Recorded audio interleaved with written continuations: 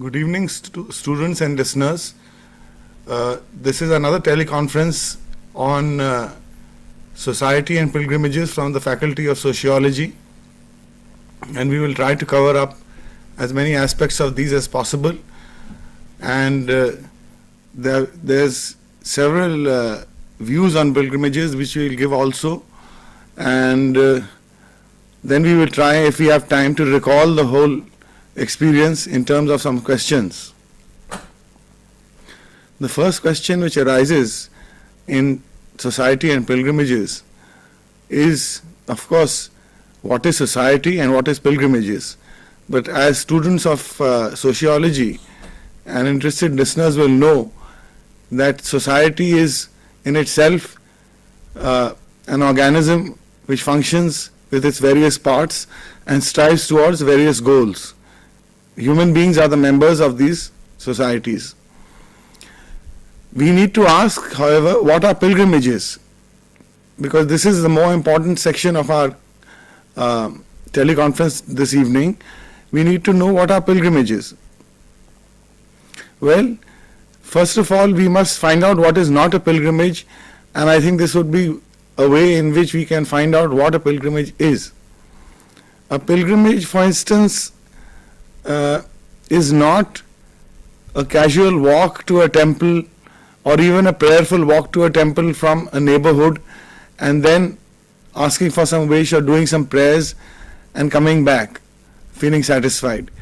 This is not a pilgrimage. This is a journey to a temple, an occasion to go and pray and express one's wishes to the sacred, to the Almighty. But this would not be classified as a pilgrimage. Nor would any other visit to a casual visit to any other shrine or any other sacred spot be regarded as a pilgrimage if it is within striking distance. For instance, if we take the shrine of Vaishno Devi, if the person is located very close to the temple, has to walk a few miles, this would not be a pilgrimage. This would still be a visit to the temple, a visit to the shrine. Pilgrimages involve then some kind of test of endurance, some kind of test of stamina to go to a sacred place which has a reputation of being a sacred place and has got a history of miracles behind it and wishes being granted. It is necessary that this journey be a long and arduous one in which the physical stamina, the mental stamina, the emotions of the pilgrim are tested, because this is part of the pilgrimage itself. So we must realize that pilgrimage is not a one-time act in the sense that you go to a sacred spot and or a sacred shrine and then come back the same way, and you have endured a great deal of hardship, a great deal of trouble, you have gone through a great deal of expense, and you have asked your wish, you have done your prayers, and it has taken quite a few number of days, 5 days, 10 days, 15 days. There can be very arduous pilgrimages. The most arduous and the most beneficial, so far as India is concerned, is the pilgrimage of one round north, east, south, west of Bharat Mata itself, India itself. So pilgrimages are of different sorts. They can be very difficult, they can be mediumly difficult, or they could be easier, and they are also, in terms of their value, we find that they could be more sacred, more useful, more miraculous than is expected. In fact, the pilgrim faces various kind of difficulties while going to a shrine, and the first is to put the economic aspect of it together and start the journey. Some of the pilgrims do not even today take buses or trains, but they prefer to walk the entire distance, and some of them even perform prostrations along the way. So pilgrimage is a journey to a sacred spot or a sacred shrine and causes a great deal of tests of endurance and stamina, and the pilgrim faces many difficulties in doing this. So what is a pilgrim? If pilgrimage, we have said that it is a journey to the sacred spot or a sacred shrine, then a pilgrim is one who endures a great deal of hardships and difficulties and has a great deal of faith in the shrine or in the deity concerned, and goes over and does his prayers, and having done his prostrations, having done his prayer, successfully comes back to his home and brings back some sacred food, prasad. That would be a pilgrim. Someone who has completed one pilgrimage would be known as a pilgrim to that spot. But pilgrimage is not usually a one-time thing. It is repeated annually or repeated biannually, and the pilgrim becomes habituated to going on a pilgrimage and getting all the benefits from it. In every pilgrimage we find that the pilgrim has got certain hopes and aspirations from his pilgrimage. The difficulties, economic, psychological, physical, the question of endurance and stamina, all these have to go together and make sure that he reaches the spot from where he is going to ask the Almighty, is going to ask the deity of the shrine to fill some wish or the other. And these wishes could be anything. These wishes or prostrations could be anything, ranging from a matter of health to a matter of education to a matter of earning money to a matter of getting good results in the exams. It could be to decide what kind of investment he or she will do. So the number of reasons for going on a pilgrimage varies greatly among the people who are going on a pilgrimage. They all have an individual aspect to it. As I said, they have their personal reasons for going. Now this does not mean that you cannot go in a group in a pilgrimage, but each of the pilgrims have got some personal requests to make, and this makes the pilgrimage meaningful. A long journey is something else. A long journey, even if it involves many days or weeks, but doesn't have a sacred spot in mind and doesn't have a sacred wish that could be granted, would not be called a pilgrimage. So this goal of individualistic goals which people have when they go to a pilgrimage are very important, and each one of them reserves these questions for he keeps it to himself. He doesn't discuss these wishes, because it is believed that if you tell your wish to somebody else, then that wish gets cancelled. So there are individualistic aspects to pilgrimage. Now, as we have been saying that the pilgrimage is to a sacred spot or shrine, so we feel that if we go to a sacred shrine, we will get purified to some extent in our thoughts, words and deeds, and this will be helpful in making us a better human being. And this aspect is known as the auspiciousness aspect of pilgrimage. Pilgrimage is supposed to be an auspicious act. It is supposed to bring favor to not only the person concerned, but to his family and friends and all those who eat the sacred food which has been brought back by the pilgrims. And it is like, for instance, an auspicious act would be doing a prayer meeting in the house. A havan in the house would be an auspicious act. Also an auspicious act is to go to Hardwar, say for instance, and bathe in the Ganges. So also a pilgrimage is something of this sort. It's an auspicious act. It is to go and purify yourself and to get away from all the evil thoughts and all the worries and desperations and depressions that are caused by everyday life, and this in itself is a great motivating factor. Now pilgrimages are different in different traditions, in different religious traditions. However, there is a commonality. In Hindu pilgrimages, the deities will be Hindu. In Buddhist pilgrimages, it is the relics and the reminders of the Buddha where they are enshrined, or a big statue of Buddha. In Buddhist pilgrimages, they go to these kind of places where these shrines and statues and relics and some part of the Buddha's story is related, and so on.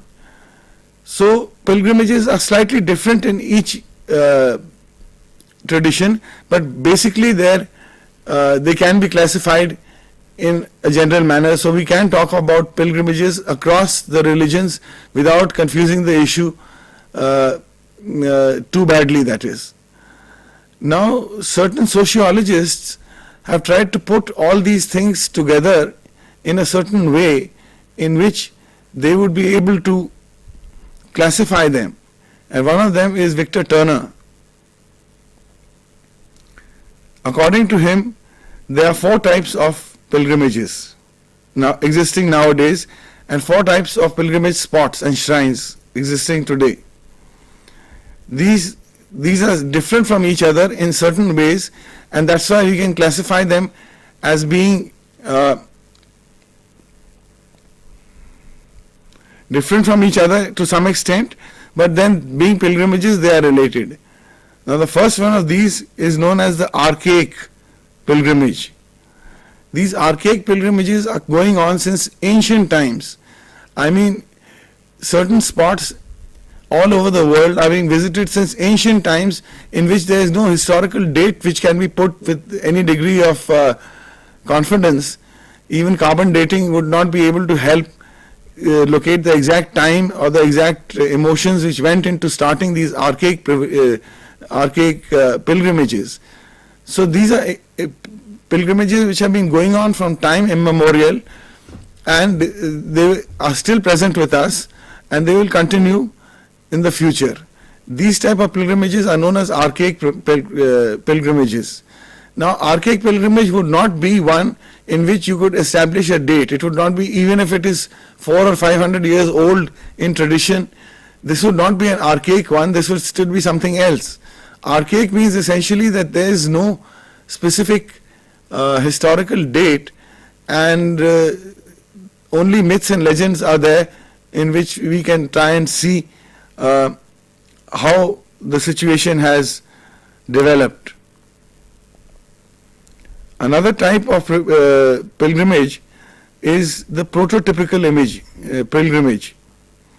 These prototypical images are established by the first disciples of the saint or the sage who has led an exemplary life, and people want to worship him and put up his ashes or his relics in some particular temple or some particular shrine, so that people can come and present themselves and get the darshan of the deity, or feel the presence of the deity, or experience something. And these are established by the first disciples. For example, the temples established by the first disciples of Shankaracharya would be a prototypical pilgrimage. Or the first disciples of the Buddha who established the relics in the various places in which he had got enlightenment, or in which he had preached the first sermon. These would be prototypical. These would not be prototypical because they would not be prototypical unless established by the first few disciples. Now the third type of pilgrimage is known as the high period pilgrimage. Now these high period pilgrimages are ones which are different from both archaic and prototypical, in that they are witnessing an efflorescence. A certain saint has left his body some 100 years ago or so, and then temple has been established, his ashes have been put into samadhi, and statues have been put up, and the entire movement is flourishing greatly and is at its peak and will continue for its peak for a certain more time. So it's really the heyday of pilgrimage when it's high period. When it's a high period pilgrimage, it is the heyday of the pilgrimage. They are flourishing, and most people are going there in large, vast numbers, and it's a very popular area to visit and to worship in. That would be high period pilgrimages. Finally, Turner talks about modern pilgrimages. These modern pilgrimages make use of mass technology and scientific culture, and also the modern pilgrimage uses technology in terms of aeroplanes, cars, and facilities such as hotels to ease down the endurance part of it and the stamina part of it, and to make it easier. This tendency is there when the distances are too much and the pilgrim wants to go and visit that particular shrine in any case, and so he embarks on a modern pilgrimage. He goes from this pilgrimage could be across countries. You could go from India to Europe, you could go from India to Middle East for a pilgrimage, and then you would have to make use of your financial resources to get hold of modern vehicles, aeroplanes, staying sites, and so on, and even a cab to take you within a few hundred meters of that particular pilgrimage site. So modern pilgrimages are essentially different from high period pilgrimages, prototypical pilgrimages, and archaic pilgrimages. But there are these four types, and this is Turner's typology. So we find that in pilgrimages in India, all four types of these exist. The archaic type exists, the prototypical type exists, the high period type exists, and the modern pilgrimages exist. And pilgrimages in India are repositories of traditional Hinduism and also the other religions which flourish in India. They are repositories of that particular tradition, so that there is a Vedic type of touch to it, there is an Upanishadic type of touch to it. The ancient scriptures are mentioned, and the traditions are taught.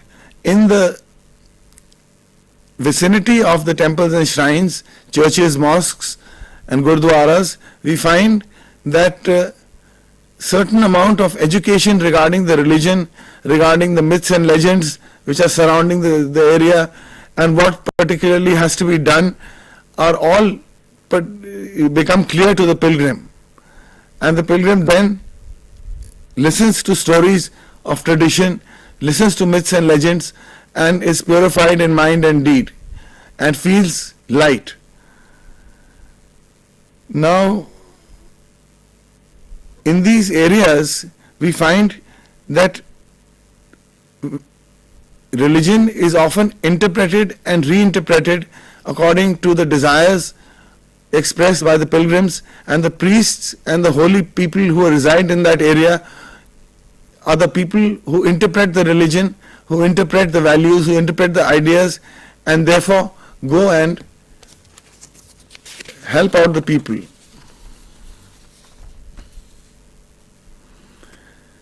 This is now by way of a general introduction, and we have to see that what is Turner's thesis, because we have been explaining, but now we want to turn a little bit more to the sociology of the whole thing.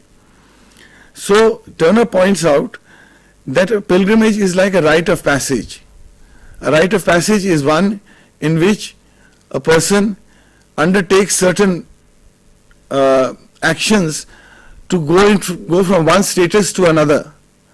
So even in pilgrimages, there are three stages. The first stage is that of separation. When the person thinks of a pilgrimage and makes up his mind to go for a pilgrimage, already thoughts of separation are there from the household. He is getting mentally prepared to go to the shrine, and these feelings of separation begin to come in. It may even go into a depression, you may go into elation, there would be certain emotional reactions for this. But the fact is that you cannot go on a pilgrimage unless you leave the place where you are staying, you leave home. It is a case of leaving home and going out under any odds to fulfill your aims and ambitions and your goals by asking the deity or praying at a particular shrine. So the separation is very important, because without that separation the pilgrimage wouldn't begin. And this is why we had pointed out earlier that going to a shrine in the neighborhood is not a pilgrimage, because it hardly separates you. The first thing is that there must be a separation, complete break from the home situation. Though nowadays what is happening naturally is through the use of technology, people keep in touch with their mobile phones, or they go and phone from a kiosk and keep in touch. But traditionally, a pilgrimage does not involve any such thing, but it involves a separation. It involves that the persons should be cut off for a certain period of time and think only of their goals and their wishes, their ambitions and their hopes and their aspirations, which they hope to get realized at the shrine concerned. So, in every pilgrimage, whether it is an archaic pilgrimage, whether it is a prototypical image pilgrimage, or it is a modern pilgrimage, or it is in its heyday, this situation of separation is very important. And if it is not done, it to that extent, it reduces the auspiciousness of the occasion, because one's mind is always half in the world and half in the sacred, half in the profane world and half in the sacred world. So this is not a bona fide separation. So the real pilgrim does not take along any means by which he can contact his home, or even if he does, he would not take it only for the case of emergencies. So once the separation is planned in the mind, then there are other stages in this separation, because you need to get things together. You cannot just get up and go on a pilgrimage. You have to organize the situation at home, you have to organize the situation at work if you are working, and you have to get leave from your employer, and then you have perhaps 5 days, 10 days, 15 days to perform a pilgrimage. And these are also aspects of separation. You are making an arrangement that you are going away for a certain period of time, you are not going to be there. And so you take time out and you arrange for time out to go on the pilgrimage, so that you can do it in the proper way, in the proper manner, and in the prescribed emotions. Because if you do not cut yourself off completely in a pilgrimage, that pilgrimage is going to be reduced in its potency, reduced in its value, and it will not help to the extent that you wish it to help you. So now we come to a point where separation is completed in the area in which you are living, in the home in which you are living. Your parents, your relatives know that you are going for a pilgrimage. Then at that particular time, some more people may join in. It usually happens that one person expresses a desire to go and doesn't want to go alone. So people usually go in groups in pilgrimages. There are groups of 5, 10, 15, even busloads of pilgrims go together to a particular shrine. But it is important that this separation is kept intact, because if the atmosphere of the pilgrimage is going to be full of mobiles and cars and aeroplanes and so on, then it is a pilgrimage, but not in the traditional sense of the term. It is a modern pilgrimage. Once they have left their house, they are now in the open world and they have to fend for themselves. And this means that you have to get together your food, you have to get together the transport, however you are going, and you have to bear the journey, especially if you are going on foot. It's a greater challenge, and there are certain people, orthodox people, who still do it by foot. Long journeys to Vaishno Devi, long journeys to Badrinath, long journeys to Kanyakumari, all on foot, and this is regarded as especially beneficial.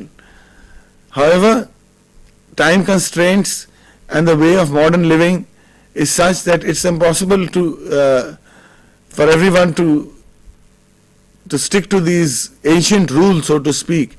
And to that extent, pilgrimage has become slightly diluted because modern aeroplanes, buses, mobile phones, phone kiosks, hotels, all these make it much easier for the pilgrim to manage to survive and to get to the particular place concerned, and there he would be able to do his prayers, he would be able to do his ablutions, he would be able to ask of the Almighty, of by whichever name he calls it, his wishes, and be happy about it.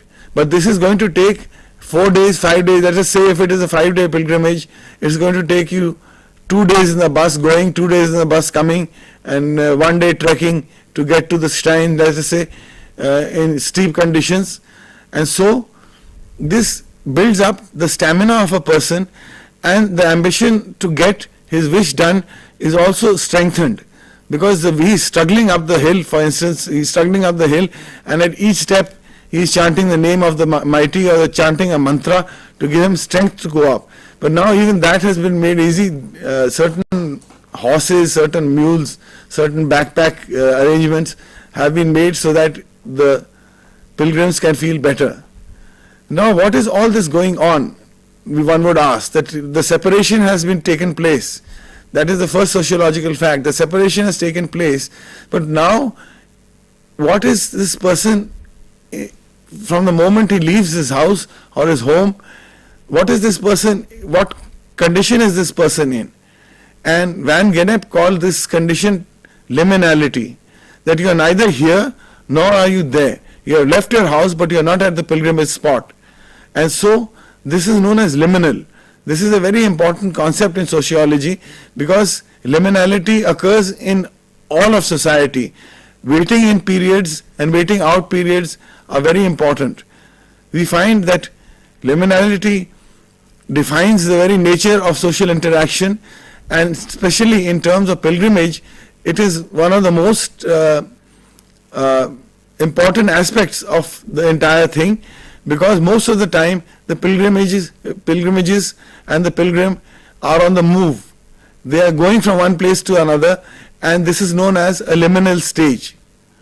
The liminal stage is very important because it is full of danger, it is full of excitement, it is full of a psychological kind of elation, and when the pilgrims are traveling together, often they sing holy songs together, they sing sacred songs together, or they chant loudly together, or they shout the praises of the Almighty.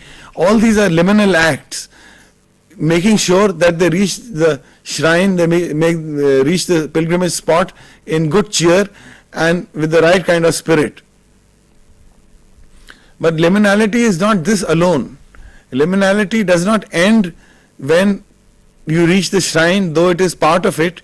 Liminality continues even after you have taken your wish and you start coming back. And coming back is also equally important, that you come back safe and sound.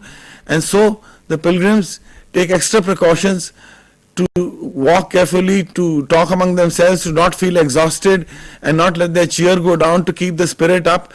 And going down is a different feeling than climbing up.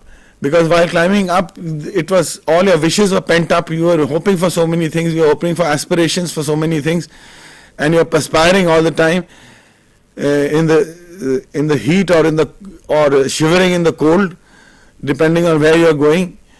So the liminal stage continues until you reach home again, and that stage is known as reaggregation, because you don't just come home and just go to sleep or relax or start your life suddenly all over again.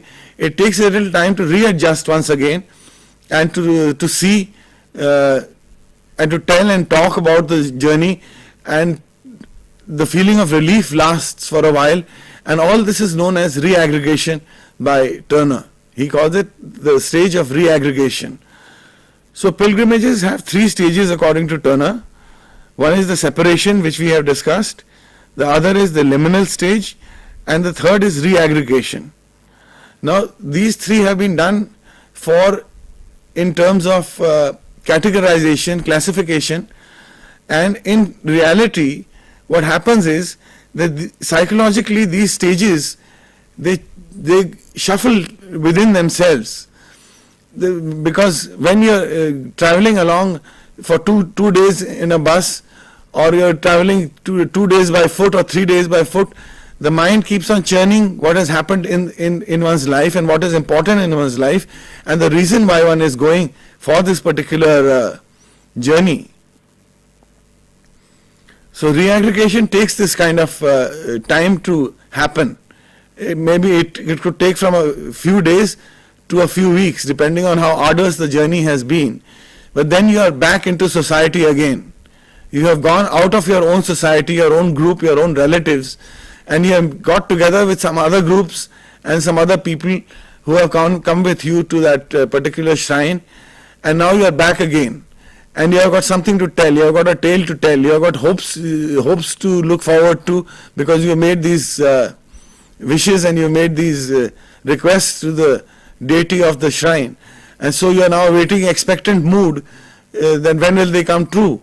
Or will they come true? There is a sense of expectation in this sense of reaggregation. So what really is happening in all these stages?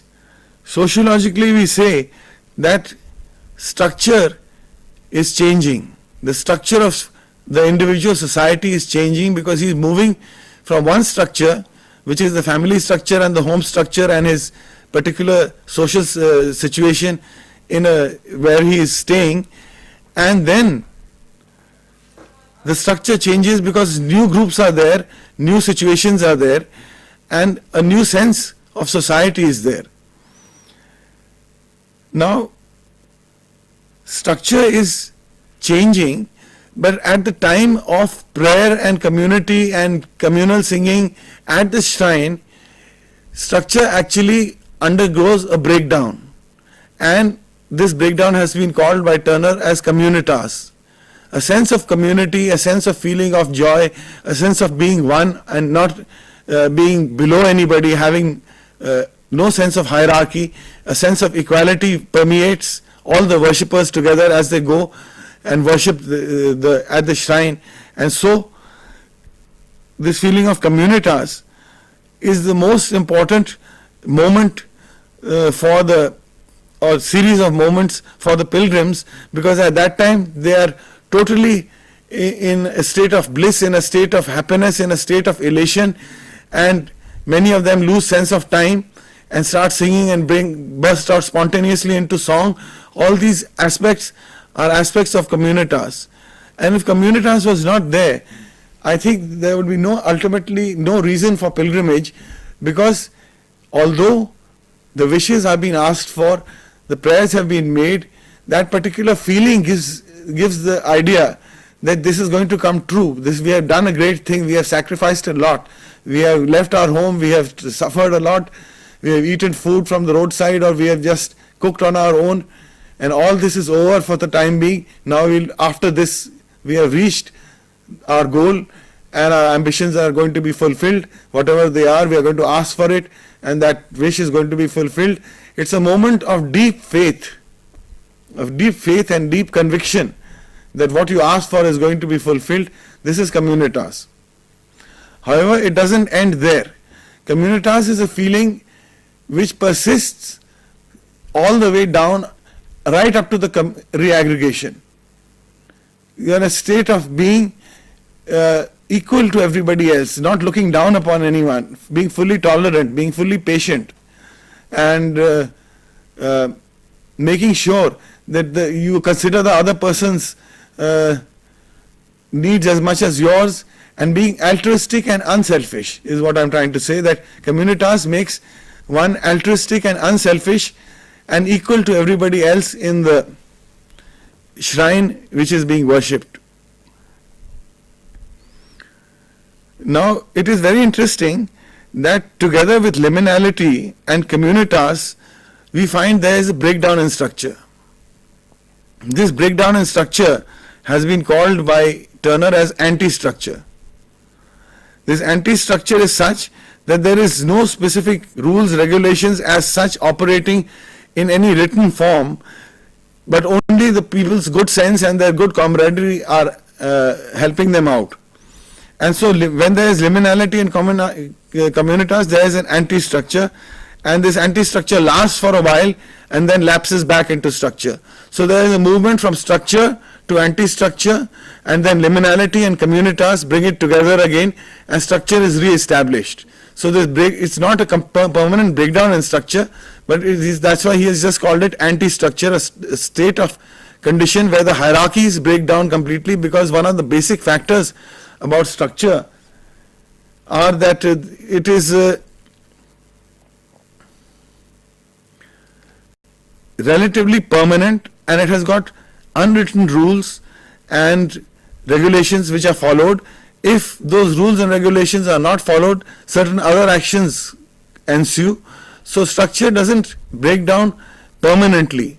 We are not talking about a revolution. We are not talking about deeply anomic conditions. We are talking about communitas. It's a feeling of happiness, a feeling of bliss, anand, enjoyment, a feeling of being completely at home in the world, and a feeling of being completely still, a feeling of patience, a feeling of, it's like people would say, it's out of the mind. The experience was out of the mind. It was mind-blowing.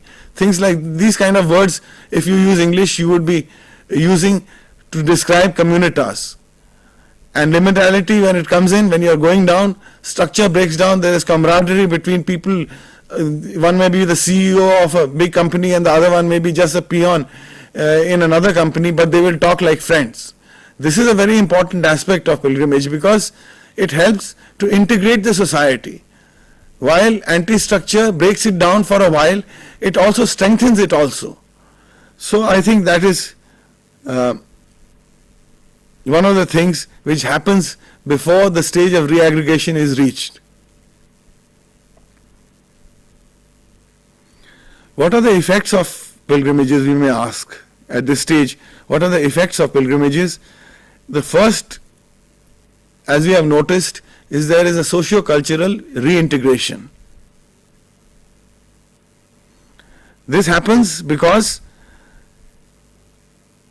people talk to each other. They are in a country like India, there are so many different ethnicities, so many different states in which different kind of people exist and have their own regulations and rules, and the thing which combines them is their religion. It goes through into a pilgrimage, and the people says that my favorite deity, my Ish Devta is so and so, and the other person says mine is this. He says, why is it so? And so the conversation starts, and deep conversations, deep meaningful conversations begin, and as a matter of fact, there may be even some permanent friendships happening from the question of pilgrimages. So when people talk to each other and when people express each other their views, they become integrated, they become together, they are more friendly with each other, they exchange addresses, they exchange mobile numbers, they exchange home addresses, they promise to meet again, and especially they are from the same city, a permanent friendship may bind up together, and they may end up going on more pilgrimages together. So this kind of integration is important at the local stage, but when pilgrims are not always from the same city, they are from different places, especially when you are trekking up to a shrine or you are going towards a particular sacred spot, then people from all different ethnicities, different states in the country of India are mixing together with each other and exchanging information, exchanging ideas, having each other's food and going up together as one. And this is very important. It instills a sense of patriotism and nationalism, and apart from just mere integration, and makes a better citizen of the pilgrim. So this is one of the first of the points which I wanted to make regarding what a pilgrimage accomplishes apart from the individual's own hopes and aspirations.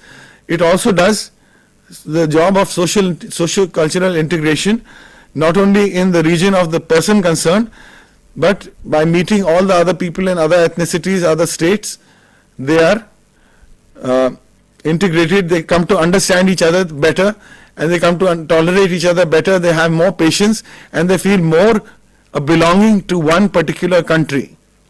A sense of patriotism and nationalism results.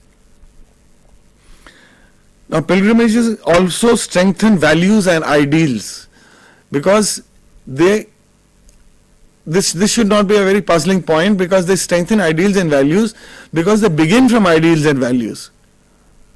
Pilgrimages begin from ideals and values, values of religion, values of values of religion, values of ethnicity, values of education, values of art, values of architecture, all of these, some of these things, and of course the value of your own economic position. These factors are there, and they strengthen the values and ideals.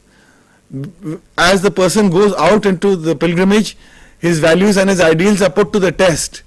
One person may not want to eat food in the roadside, but that may be a value for him, that I don't eat junk food on the roadside. But while he's doing his journey, he may have to set aside his values, he may have to set aside his ideals, just because of the practical purpose of things.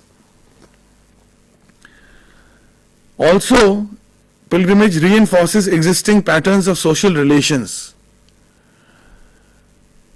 You come from a family, you may be having problems with the family, you may be having problems with the relatives. You go on a pilgrimage and you do your prayers and you come back and re-aggregate, and you find that your problems with your families are much less. You have grown in tolerance, you have grown in patience, you have suffered a great deal. You have had to compromise sometimes on your values and your ideals, and when you come home, it seems like heaven again. So part of the re-aggregation situation is that coming back is always a feeling of re-aggregation, and it always has a sense of communitas also. Not only is communitas witnessed at the shrine, it is witnessed at the home also when there is re-aggregation, because there is a great deal of happiness and joy when the pilgrims return. I think I'll just add a little bit and say that the arts, material culture and economy, socio-political factors, all these are also important in the act of pilgrimage. So we can wind up now and say that it would be better if you could think for yourself a little bit regarding these questions, one or two of these questions. Have you ever been on a pilgrimage? What did you experience? Did you experience liminality? Did you recall the moments of communitas? What did you learn? And was it an enjoyable experience? There are more questions, but if you could reflect on these, I think the topic will become much more clear to you. So this is Tribhuvan Kapoor signing off for the Sociology of Faculty IGNOU SOSS. I hope you have had a good time, and some of the things which I have said have become much clearer to me also. So thank you very much for a patient hearing. Good evening.